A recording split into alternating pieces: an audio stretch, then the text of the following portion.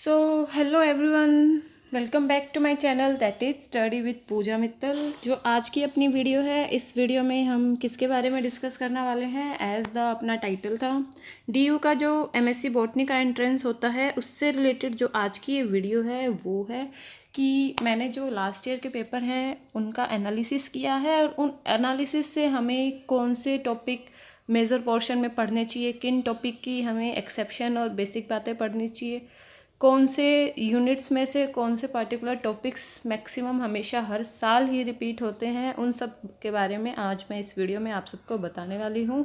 तो अपनी एक नोटबुक और एक अपना पेन अपने साथ लेके बैठ जाइए। जिसको स्क्रीनशॉट लेना सूटेबल लगे वो स्क्रीनशॉट ले सकता है, जिसको वीडियो की क्वालिटी थोड़ी लो लगे वो अपनी सेटिंग में जाके हाई रिजोल्यूशन कर सकता है। ठीक है, तो ये तो थी सारी बातें। अब ये जो वीडियो स्टार्ट है होने वाली है, इसमें जो मैं टॉपिक्स बताऊंगी उससे पहले मैं ये बात बता देना चाहती हूँ कि पहले तो मैंने ये सारे टॉपिक का डिस्कशन करने का मेरे टेलीग्राम पे एक ग्रुप है स्टडी विद पूजा मित्तल, उसमें बोला था स्टूडेंट्स को कि एक गूगल मीट पे हम एक मीटिंग करेंगे और उस पर मैं सबको कुछ पर्टिकुलर सेलेक्टेड टॉपिक बताऊंगी कि आप ये प्रिपेयर कर लीजिए और फिर आपका 100 से 150 मार्क्स तो फॉर श्योर हो जाएगा अगर आप ये सारे टॉपिक्स कर लेते हैं, और इससे ज़्यादा भी हो सकता है।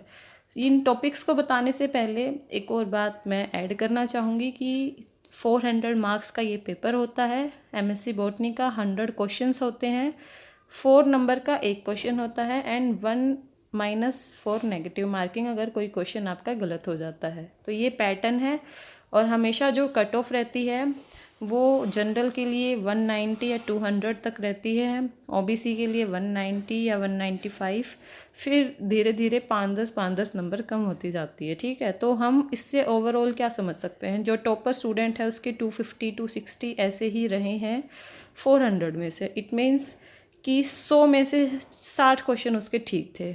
अगर उसने 65 भी अटैम्प्ट किए, उसका नेगेटिव भी हुआ, तो इससे हम क्या आइडिया लगा सकते हैं कि एक तो पास्ट ईयर के पेपर जो एक एमएससी पास आउट स्टूडेंट हो जाता है या फिर जो पीएचडी जो कर रहा है वो अगर बीएससी जो ये पेपर है एंट्रेंस का उसको ऑब्जर्व करे तो इससे काफ़ी कुछ पता चलता है कि ये पेपर काफ़ी हाई लेवल का है।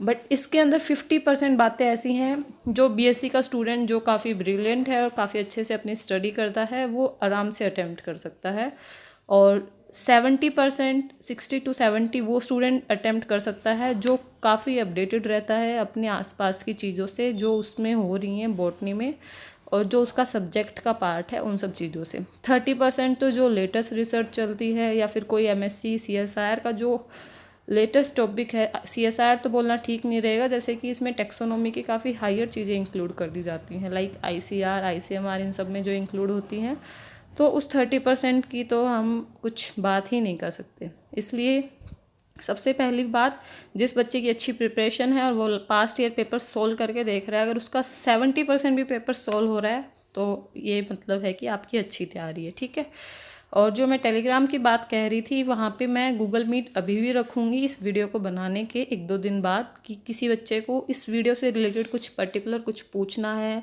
कोई डाउट है या फिर कुछ और टॉपिक पे डिस्कस करना है तो वहाँ पे हम वो सब डिस्कस करते हैं। डिस्क्रिप्शन में टेलीग्राम का लिंक दे दिया जाएगा, अगर किसी को ऐड होना हो या फिर टेलीग्राम पे सर्च कर लेना स्टडी विद पूजा मित्तल, आपको ग्रुप मिल जाएगा। आप मुझसे वहाँ पे भी बात कर सकते हैं। ठीक है, तो ये सारी बातें ज़रूरी थी इसलिए मैंने ये सब बातें बताना ज़रूरी समझा। अब आते हैं हमारे इम्पोर्टेंट टॉपिक्स पे, कौन कौन से यहाँ पे इन्वॉल्व हैं। जैसे कि जो मैक्सिमम पोर्शन है अपना एंट्रेंस में जो बॉटनी का है उसमें प्लांट फिजियोलॉजी से बहुत ही ज़्यादा क्वेश्चंस रहते हैं, लगभग 30 से 40 नंबर। प्लांट किंगडम लगभग 30 से 40 क्वेश्चन, प्लांट एनाटमी 15 से 20 नंबर, प्लांट मॉर्फोलॉजी 15 से 20 नंबर में, टेक्सोनोमी मोस्ट इम्पोर्टेंट 70 से 80 मार्क्स टेक्सोनोमी के लिए आ जाती है, टेक्सोनोमी और एक प्लांट किंगडम। जेनेटिक्स भी 40 मार्क्स में लगभग आ जाती है और इकोलॉजी भी 20 to 30 मार्क्स में। ये डीयू के अंदर मैक्सिमम पोर्शन है जो हमें काफ़ी अच्छे से प्रिपेयर करने ही चाहिए हमेशा। ठीक है, तो ये अपनी मैक्सिमम लिस्ट थी। अब हम बात करते हैं कि कौन से ऐसे यूनिट्स हैं जिसकी हमें वैसे तो एनसीईआरटी में हम क्यों मेन फोकस करते हैं कि बेसिक क्लियर होना चाहिए। बेसिक का मतलब ये नहीं कि आप बस बेसिक पढ़ोगे और आपका बेड़ा गर्क। बेसिक का मतलब जैसे एनसीईआरटी है, पीएमटी के जो कोचिंग मॉड्यूल्स आते हैं नीट के, उनमें क्या है, एक तो हम अपनी जो टर्मिनोलॉजी है, एक जो एक्सेप्शन है और एक जो बेसिक बेसिक बातें हैं कि यहाँ पे ये वाला एंजाइम तो मेनली इंक्लूड होगा ही। ठीक है, जैसे कि हम 12th क्लास में होते हैं, उस टाइम हमें कोई भी एक पर्टिकुलर मान लो फोटोसिंथेसिस समझाई जा रही है, वहाँ पे हमें मेजर जो 2-3 एंजाइम है उनको इलेबरेट करके समझाया जाता है। जब हम बैचलर में आ जाते हैं 2 की जगह वहाँ पे 5 हमें एंजाइम और 1-2 सबस्ट्रेट वगैरह एक्स्ट्रा ऐड कर देते हैं। ठीक है, एमएससी में जाते हैं 5 के वो 10 हो जाते हैं, और सीएसआईआर में जाएंगे तो उसके पीछे की सारी क्या क्या हिस्ट्री थी हमें वो पढ़नी पड़ती है। तो मतलब हम किसी एक टॉपिक पे पूरा zoom out zoom out zoom out zoom in ऐसे करते हैं ना, तो उसमें क्या क्या उसकी इन्फॉर्मेशन निकल के आ रही हैं वो होता है एक तो ऊपर ऊपर का और एक डिटेल का। तो हमें एनसीईआरटी और नीट की जो मॉड्यूल्स हैं उनको पढ़ने के लिए हम क्यों बोलते हैं कि हमें एटलीस्ट उसकी डेफिनेशन पता हो, उसके अंदर मेजर किन किन चीज़ों का रोल है वो चीज़ें हमारे दिमाग में फिट हो, क्योंकि मेजर पोर्शन से हमेशा 30-40% पेपर बनता है। डीयू का मान लो 25 है, तो डीयू के अलावा और जितने भी क्वेश्चन पेपर हैं जिनकी हम दूसरी वीडियो में बात करेंगे उनके ऊपर तो मेनली फोकस रहता है। ठीक है, तो इसलिए हमें वो बातें बोली जाती हैं कि एनसीईआरटी पे फोकस करो, नीट पे। और फिर बच्चे कहते हैं कमेंट में, मैम हम एनसीईआरटी हमारी अच्छी है, हमारा सिलेक्शन हो जाएगा। नहीं, सिलेक्शन नहीं होगा, क्योंकि आपको बीएससी के स्टूडेंट एमएससी का एंट्रेंस देने जा रहे हो, तो ऑब्वियसली बीएससी की बातें पता होनी भी ज़रूरी है। तो अब बेसिक में कौन कौन से ऐसे चैप्टर हैं जिसकी हमें डीयू के लिए मेनली टर्म, एक्सेप्शन, डेफिनेशन, इन सब पे मेनली फोकस होना चाहिए। Ecology, evolution, genetics, small bio, cell bio, method in biology जिसके अंदर टेक्निक्स इन्वॉल्व हो जाती हैं, ये क्या क्या हैं इनका हम थोड़ा सा और आगे आने वाली एक 5-10 मिनट में डिस्कस करेंगे कि कौन से सब टॉपिक इनमें से हमें पढ़ने हैं। ठीक है, like tissue culture and biotech, ये जितने भी हैं 1 2 3 4 5 6 7 8 8 टॉपिक जो मैंने बताए हैं, इनकी आपको सारी बेसिक डेफिनेशन, एक्सेप्शन, ये आपको सबको पता होनी चाहिए। इसमें से क्वेश्चंस आते हैं हर साल रिपीट मोड में। ठीक है, तो अब इम्पोर्टेंट टॉपिक की लिस्ट यहाँ से स्टार्ट हो जाती है, तो अपना पेन और पेपर लेके बैठिए। और इस लिस्ट को बताने से पहले मैं एक बात और ऐड करना चाहूँगी कि अभी जो 2021 के स्टूडेंट हैं उनके एग्ज़ाम में 20-25 डेज़ लेफ्ट है।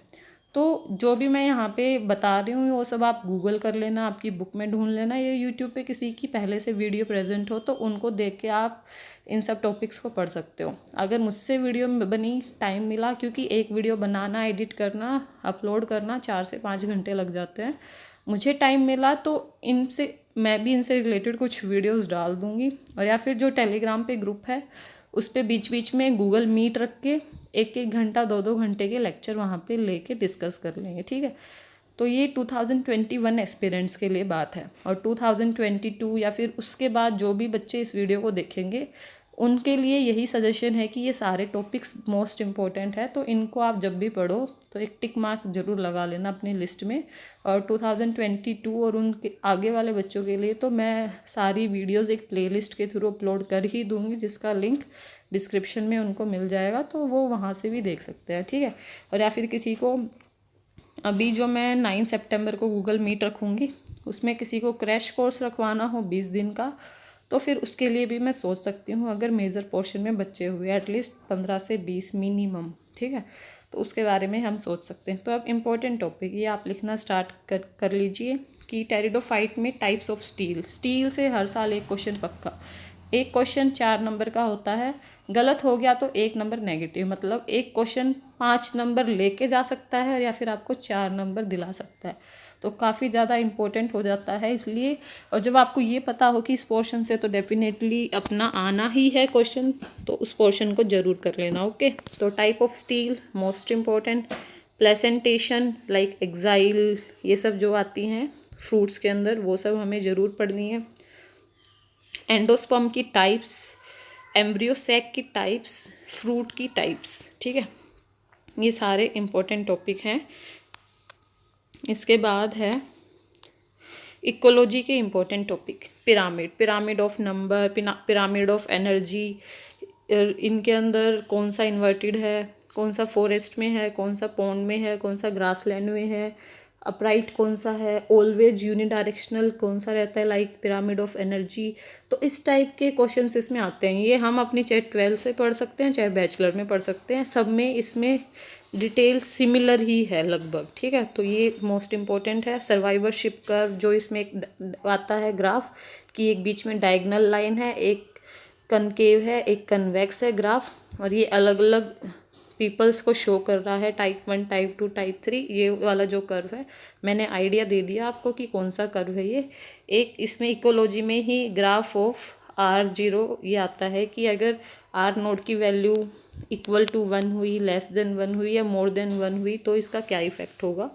तो ये वाला टॉपिक इम्पोर्टेंट है। क्लोड का वोल्टेरा पे 2 बार क्वेश्चन आ चुका है। इसकी डिटेल तो आप लोगों के लिए ज़्यादा इम्पोर्टेंट नहीं है क्योंकि डिटेल अभी इस टाइम हो नहीं पाएगी।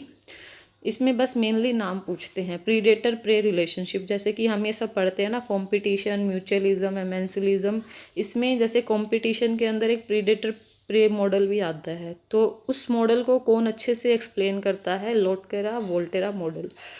एमएससी एंट्रेंस के लेवल तक इसमें बस नाम ही पूछा जाता है। एमएससी के आगे वाले जैसे सीएसआईआर में वहाँ पे न्यूमेरिकल आते हैं। तो आप यहाँ से ये बात, वैसे तो 2020 में भी ये क्वेश्चन आया था प्रीडेटर प्रे, तो अभी शायद ना आए, बट फिर भी नाम माइंड में याद रख लेना कि predator prey relationship Lotka Volterra model बताता है, ठीक है। और एक जो इकोटाइप, इकेड, इकोटोन, ये बिल्कुल इजी टर्म है बट बच्चे इसमें कंफ्यूज हो जाते हैं, तो इसलिए हर साल इससे भी क्वेश्चन ज़रूर देते हैं वो लोग।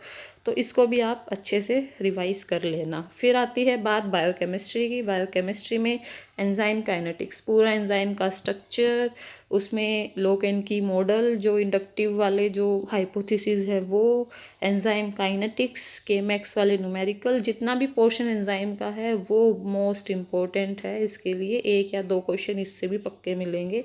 अमीनो एसिड का क्लासिफिकेशन, ये मैंने मेरे यूट्यूब पे एक शॉर्ट वीडियो ट्रिक के फॉर्म में डाल रखी है कि 5 टाइप की इसकी क्लासिफिकेशन है, उनमें अलग अलग अमीनो एसिड इन्वॉल्व हैं, वो कौन कौन से हैं वो आप मेरी वीडियो देख लीजिएगा, जिसका लिंक मैं डिस्क्रिप्शन में दे दूँगी।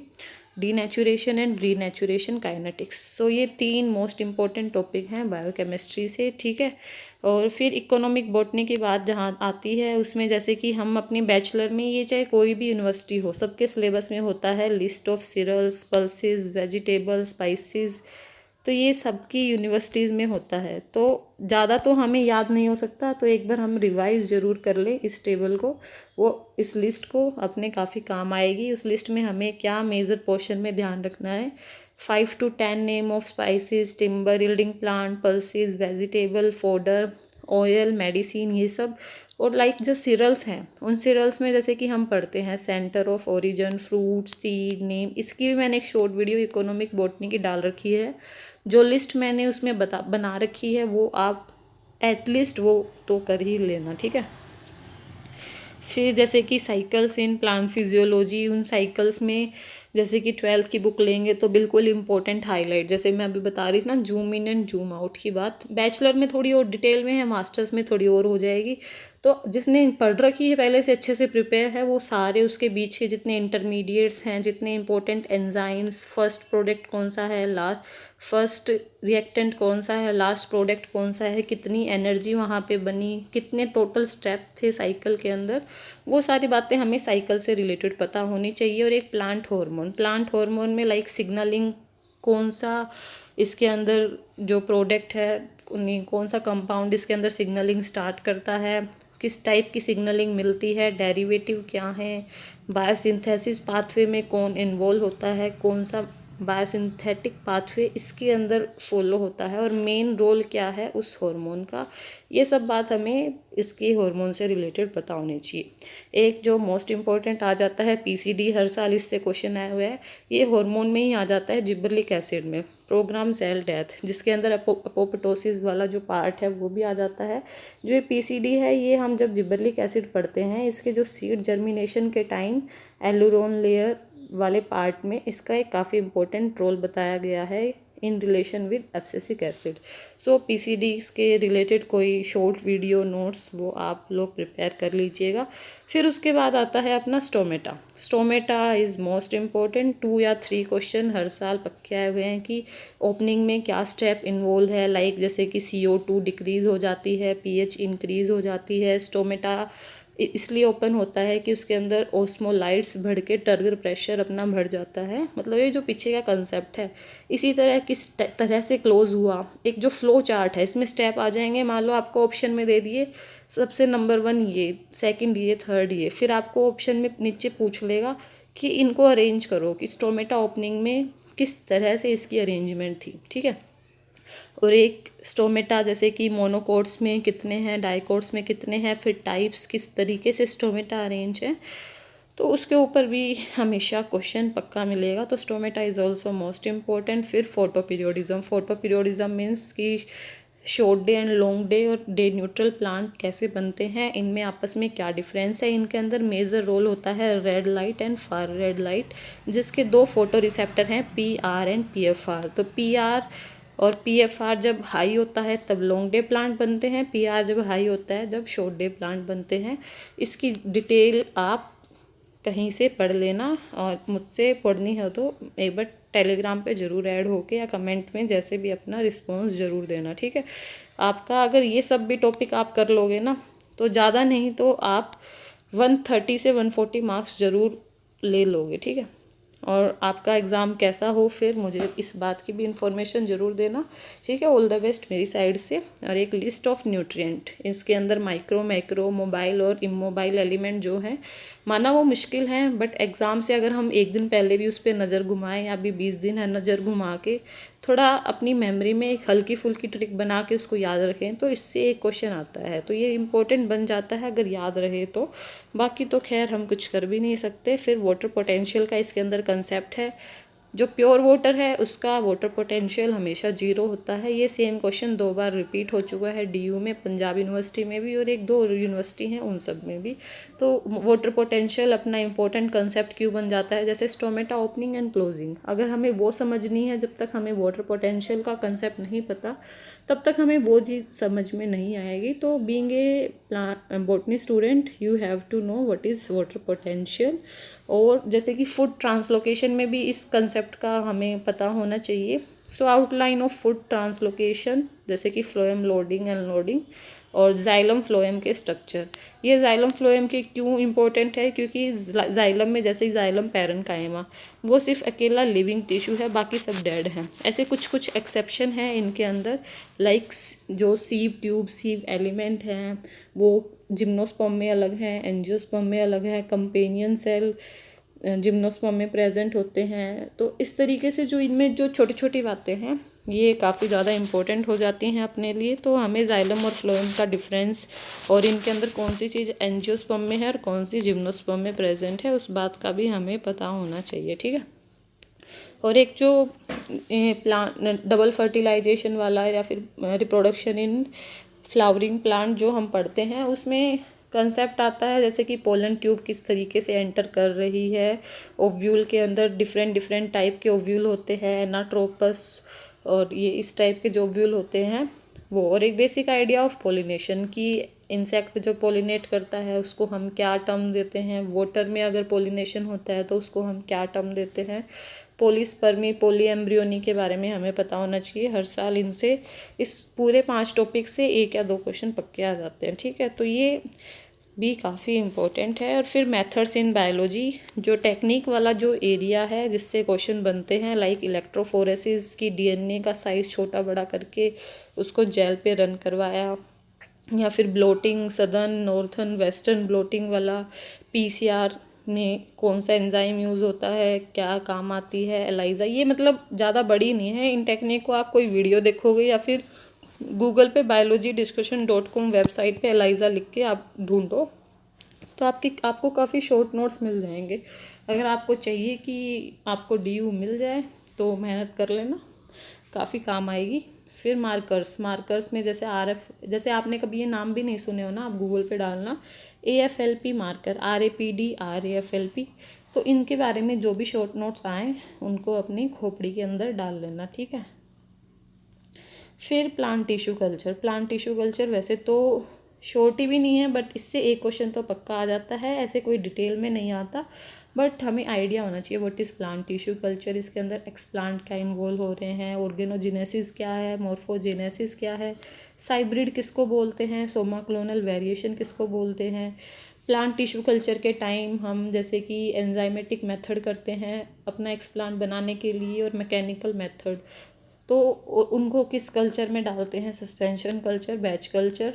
तो इन सब के बारे में पहले से पढ़ रखा है तो काफ़ी अच्छी बात है, नहीं पढ़ रखा तो जो जो मैंने ये टर्म्स यहाँ पे लिख रखी हैं और ये जो बोल के बताई हैं उनके बारे में थोड़े शॉर्ट नोट्स आप प्रिपेयर कर लीजिएगा, ठीक है। एक जैसे कि इसमें DU MSc बॉटनी एंट्रेंस में DU का जो BSc का सिलेबस है वो आता है, तो DU के BSc में बायोस्टैटिक एंड बायोइन्फॉर्मेटिक्स नाम से एक सब्जेक्ट है। मैंने 2014, 15, 16 के जो पेपर देखे उनके अंदर तो इनके ऊपर से 2 से 3 क्वेश्चन, मतलब 12 to 16 मार्क्स के क्वेश्चन इस वाले पोर्शन से आए हुए थे। तब मुझे थोड़ी सी फिक्र हुई कि सब बच्चों के बायोइन्फॉर्मेटिक्स का सब्जेक्ट तो होता नहीं है, तो उनको कैसे इस चीज़ का पता होगा। बट फिर मैंने देखा 2017 to 20 ये 3 सालों में इससे एक भी क्वेश्चन नहीं आया हुआ, तो आई गेस इन लोगों ने अब इससे क्वेश्चन देना बंद कर दिया।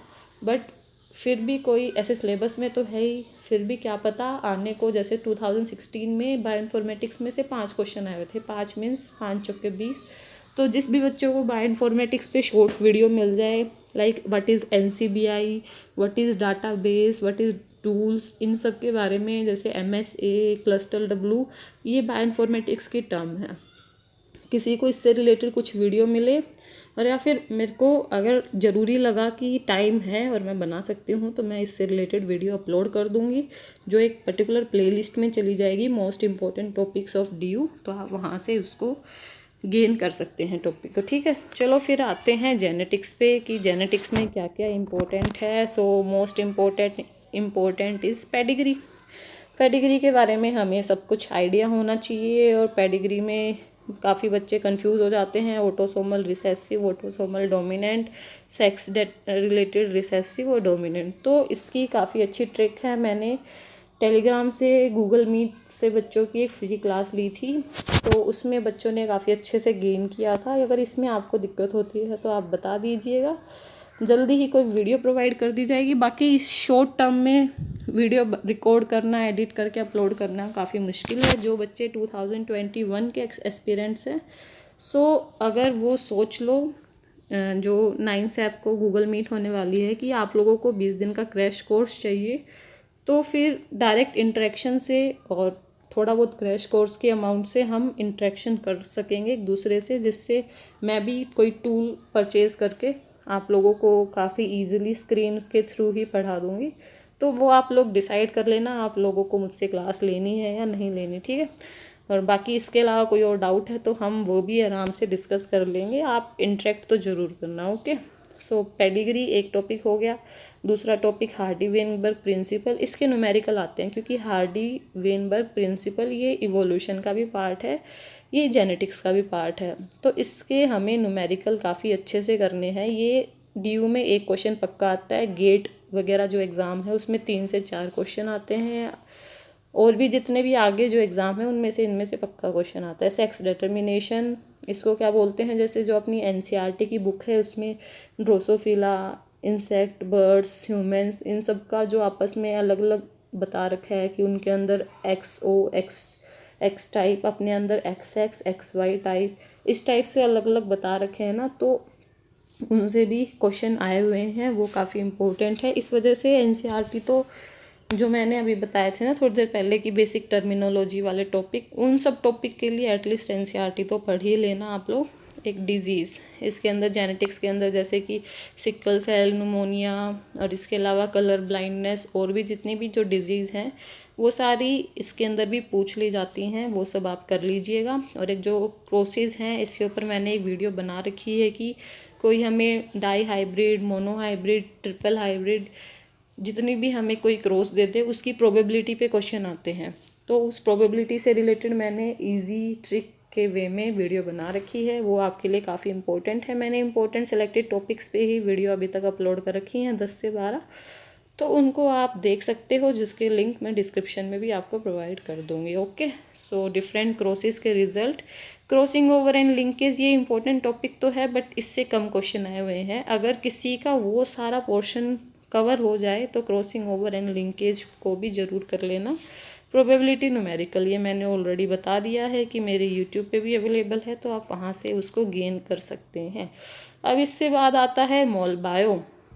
सो मोल बायो में ये काफ़ी इम्पोर्टेंट है, काफ़ी छोटा है बट मोस्टली स्टूडेंट्स को इसकी नॉलेज नहीं होती, इसलिए इससे हर साल क्वेश्चन आता है। ट्रांजिशन ट्रांसवर्जन, जिसमें जीसी और एटी जो बेस पेयर्स हैं अपने, उनके इंटर कन्वर्जन में इसके अंदर बात होती है, चर्चा की जाती है, जिसकी भी मैंने वीडियो, शॉर्ट वीडियो बना रखी है, उसको आप गेन कर सकते हैं काफ़ी प्यार से। और फिर डीएनए की पोलैरिटी की, टेम्पलेट स्ट्रैंड की क्या डायरेक्शन है, लाइक 3 to 5 है या 5 to 3 प्राइम है, इनकी क्या डायरेक्शन है और इनके अंदर कौन से पॉलीमरेज एंजाइम्स इन्वॉल्व हैं रेप्लिकेशन में, तो इनके ऊपर भी क्वेश्चन बनते हैं हर साल। तो हमें ये पॉलीमरेज एंजाइम की डीएनए पोल 1, आरएनए पोल 1, 2, 3 जो ये एंजाइम है, इनका क्या रोल है, इनका बेसिक आइडिया आप ले लेना। ओके, और फिर उसके बाद कुछ हाई फाई टॉपिक लाइक वीर जीन क्या होते हैं, टीआई प्लाज्मिड, टीडीएनए, ये सब इंक्लूड होते हैं। एग्रोबैक्टीरियम मेडिएटेड जीन ट्रांसफ़र, हर साल एग्रोबैक्टीरियम से डीयू एक क्वेश्चन पक्का पूछता है, तो आप इसको भी कर लेना। Gram positive and gram negative वाले से कि इनमें, इनकी मेम्ब्रेन में क्या डिफरेंस है, ये सेल बायो का टॉपिक है, ग्राम पॉजिटिव एंड नेगेटिव, या फिर माइक्रो बायो का भी आप बोल सकते हैं। तो इससे 2-3 बार क्वेश्चन पूछ चुका है, तो पॉसिबिलिटीज़ हैं कि अभी भी इससे रिलेटेड कुछ क्वेश्चन आ जाए। तो ग्राम पॉजिटिव और नेगेटिव में क्या बेसिक डिफरेंस है, उसको आप कर लेना। फिर आती है बोटेनिकल गार्डन की लिस्ट, नेम, लोकेशन, जैसे बोटेनिकल गार्डन का नाम दे दिया, नीचे 4 सिटीज़ के नेम दे दिए कि बताओ ये वाला गार्डन कौन सी सिटी में है। याद हो जाते हैं तो अच्छी बात है, याद ना हो तो एक बार 10-15 जितने भी बोटेनिकल गार्डन है सबके नाम देख लेना, क्योंकि एक बार शॉर्ट टर्म हम ऑप्शन होते हैं ना अपने पास वहाँ पे 4, तो देखने के बाद कहीं ना कहीं हमें माइंड में स्ट्राइक कर जाती है वो चीज़, तो वो काफ़ी इम्पोर्टेंट है अपने लिए, तो उसको भी हम पढ़ लेंगे, ठीक है, क्योंकि वो अपने लिए काफ़ी इम्पोर्टेंट है। फिर आ जाता है टिलोम थ्योरी, हिस्टोजन थ्योरी, ये टेरिडोफाइट्स के पार्ट हैं आई थिंक। तो इन थ्योरीज से हर साल क्वेश्चन आया हुआ है, आप ये टिलोम थ्योरी, हिस्टोजन थ्योरी इसको कर लेना। फिर लाइक जो जिम्नोस्पर्म, एंजियोस्पर्म, ये सब हम कितने पढ़े, काफ़ी वाइड लिस्ट है इनकी, तो सब तो होंगे नहीं बट एटलीस्ट जिन्होंने जितने कर रखे हैं उतनी अच्छी बात है। But at least Gnetum, Pinus, Cycas, Equisetum, Selaginella, इन सब की लाइफ साइकिल, इनका क्या इंपॉर्टेंट फूड है, इकोनॉमिक क्या इंपॉर्टेंस है और इनके अंदर क्या क्या इंपॉर्टेंट स्ट्रक्चर है, एटलीस्ट इनके बारे में भी हमें पता होना चाहिए, ठीक है। और फिर जैसे कि हम कहते हैं फ्लोरल फार्मूला, जो एक पूरे फैमिली की पूरे मतलब स्ट्रक्चर का हमें आइडिया दे देता है कि किस तरीके से इसमें पेटल, सेपल सब कुछ अरेंज है, कैसे गाइनोशियम है, कैसे एंड्रोशियम है, उससे रिलेटेड वो वहाँ पे हमें एक स्टेटमेंट दी होगी क्वेश्चन में, और फिर नीचे 4-5 फैमिलीज़ के नाम लिखे होंगे कि बताओ ये जो यहाँ पे स्टेटमेंट है ये कौन सी फैमिली से बिलोंग करते हैं। तो एटलीस्ट हमें ब्रेसिकेसी, यूफोर्बिएसी, लैमिएसी, सोलेनेसी, मालवेसी, इन 5-6 फैमिली, इनके अलावा 2-3 जो बहुत ज़्यादा इम्पोर्टेंट है उनका हमें पता होना चाहिए कि इनमें किस टाइप से इनका फ्लावर फॉर्मूला अरेंज है, ठीक है। तो उस इतना ही था, इतना ही टॉपिक हमने सेलेक्ट किए थे अपने पेपर एनालिसिस से। इसके अलावा कुछ और होगा तो वो आगे नेक्स्ट वीडियो में बता दिया जाएगा। आई होप आप लोगों को ये सब पसंद आया हो। टेलीग्राम पे ज़रूर जुड़ जाना, आपके काम आएगा। कुछ और प्रॉब्लम हो, कुछ पूछना हो तो आप वहाँ डायरेक्ट मुझसे मैसेज से बात कर सकते हैं, या फिर आपको मेरी मेल आईडी चाहिए, किसी स्टूडेंट को कोई चीज़ मेल करनी हो तो मेरी मेल आईडी है pmpooja83@gmail.com, ठीक है। तो किसी भी स्टूडेंट को कोई भी प्रॉब्लम हो, कुछ भी पूछना हो, क्रैश कोर्स में जुड़ना हो, या फिर यूट्यूब पे वीडियो चाहिए, या फिर गूगल मीट से, आप मुझे उससे रिलेटेड इन्फॉर्म कर देना। और मैं यही आशा करती हूँ आप लोग इन टॉपिक्स को तो ज़रूर कर ही लेंगे। ये टॉपिक भी आप कर लोगे तो आप में काफ़ी कॉन्फिडेंस आ जाएगा। So all the best guys, जाओ और अब फोड़ो, ठीक है। Okay, bye.